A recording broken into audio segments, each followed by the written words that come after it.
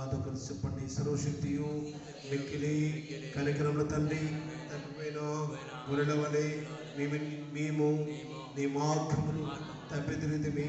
మా హృదయముల ఆలోచనలు ఆశలను మిక్కిలి అనుసరించినవి. నీ పరిశుద్ధమైన ఆజ్ఞలు మీరితిమి. మేము చేయవలసినవి చేయక చేయరానివి చేస్తుమి. మాలో క్షేమము ఏమీ లేదు.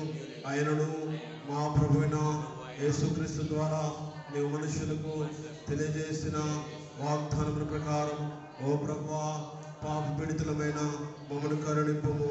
ఓ దేవా, తమ తప్పిదములను ఒప్పుకుని వారిని కాయము, పశ్చాత్తపడి వారిని తిరిగి చేర్చుకొనుము. మరియు మిక్కిలి కనికరముల తండ్రి, నీ పరిశుద్ధ నామమునకు మహిమ కలుగులాగున మేమిక భక్తి, నీతి, సుబుద్ధులతో జీవించులాగున ఆయన నిమిత్తము దయచేయము. ఆమేన్. సర్వశక్తి కనికరముల దేవుడు మీ సమస్త పాపములు క్షమించి వాటి నుండి మిమ్మల్ని విడుదల చేసి మీ నడతను దిద్దుకుని తగిన సమయం దయచేసి పరిశుద్ధాత్మిక కృపయు ఆదరణయు మీకు అనుగ్రహించును గాక. ప్రభువును స్తుతించుడి. ప్రార్థించుదము. పెంతెకొస్తు పండుగ తరువాత 20వ ఆదివారం దేవుని సంఘ సేవలు అనభిషిక్తుల పరిచర్య అంశము. దేవుని సంఘ సేవలు అనభిషిక్తుల పరిచర్య. ప్రార్థన. దయగలవో దేవా, నీ సన్నిధి ప్రసన్నత శక్తి సామర్థ్యములకు సూచనగా సాధనములుగా ఉండినట్లు అనేక మంది జనులను పిలుస్తున్నావు కదా.